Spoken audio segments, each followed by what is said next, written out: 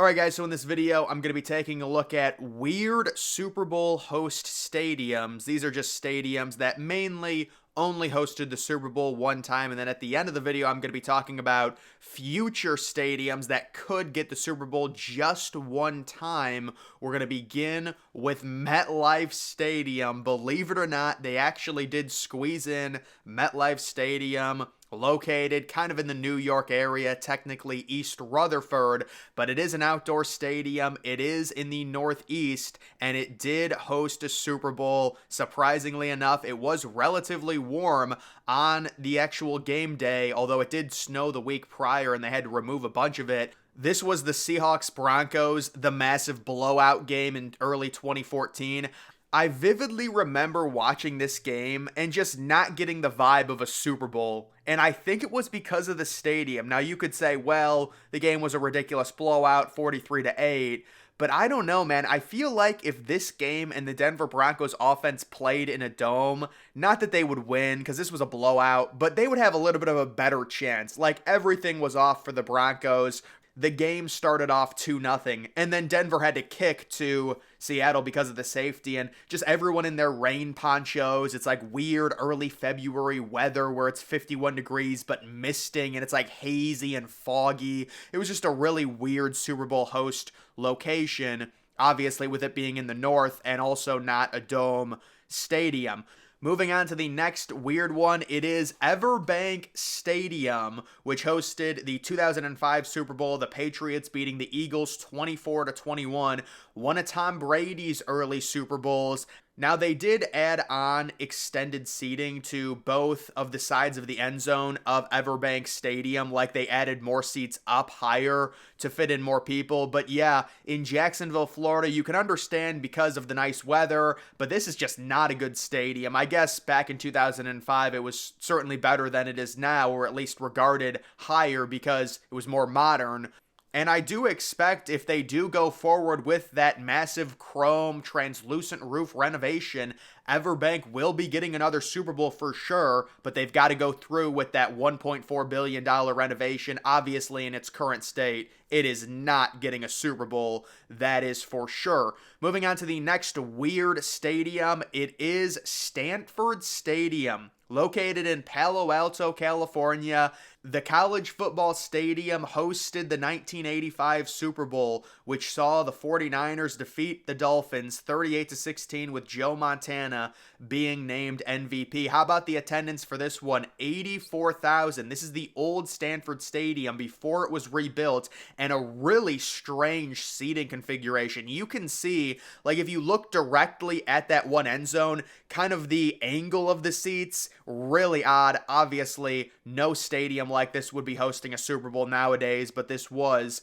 the 1980s. Moving on to the next weird stadium, it is Ford Field. Now, you could argue, this is a dome. At the time in 2006, it was brand new. The Steelers in this Super Bowl beat the Seahawks 21-10. The Seahawks that year were the number one seed out of the NFC, but the Steelers were 4-point favorites going into the Super Bowl, so kind of weird there. Not a ton of scoring in this one, but Ford Field in general, I do think is very underrated. The design of this stadium is certainly unique to where there's really not an upper deck. I mean, you could say there's a second deck and that's the upper deck, but it's not like it's very far away from the field. It is kind of random though. Detroit, Michigan gets a Super Bowl, but you can kind of understand it. They built a dome. It was new at the time, and it hosted a Super Bowl in 2006. Do I think they'll get another one?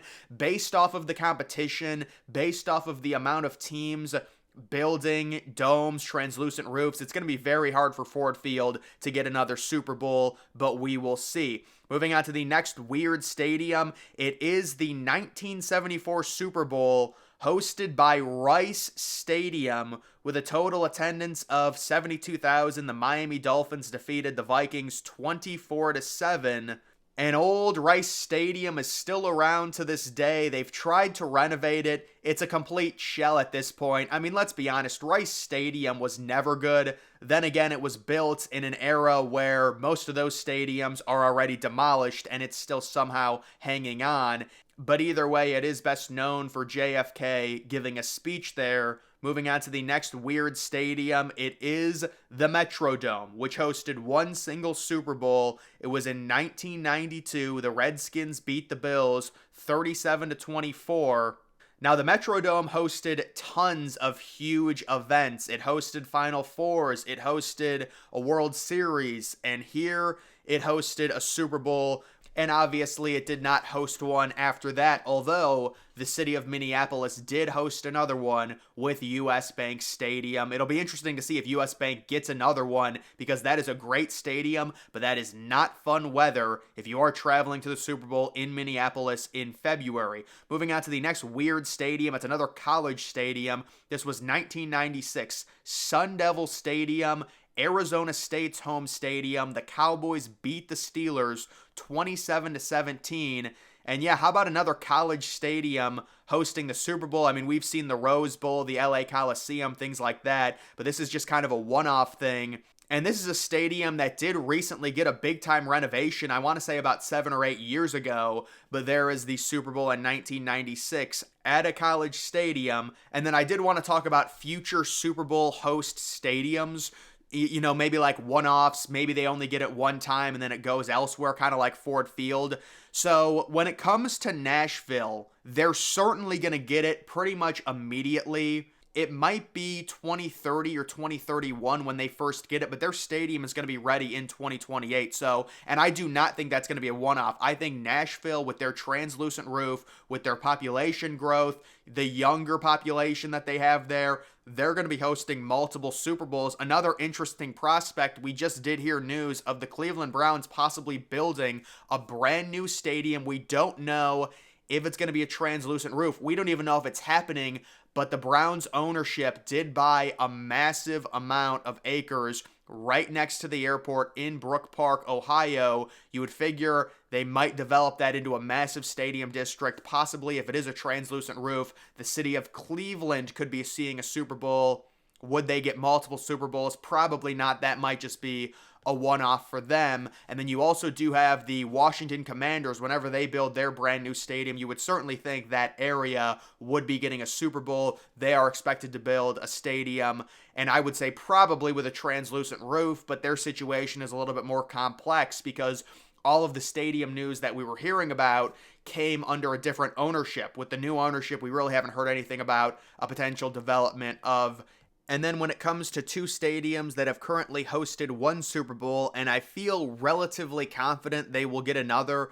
The first one is AT&T Stadium, Jerry World in Arlington. This was the first NFL super stadium ever built, and it pretty much immediately received a Super Bowl all the way back. That was the Aaron Rodgers Big Ben Super Bowl, the Packers Steelers. The crazy thing about AT&T, they have a ridiculous amount of expandable seating. They go from 80K to 105,000, 25,000 in terms of expandable seating, and some of the expandable seating, there was some type of malfunction. I remember some fans being displaced, but yeah, they've got crazy extra seating when they host big time events, especially the Super Bowl, and I do think they will be getting another Super Bowl in the late 2020s. And then another stadium that might get one, it is Lucas Oil. Now, Lucas Oil hosted one of the Eli Manning, Tom Brady Super Bowls in early 2012. That was the second one.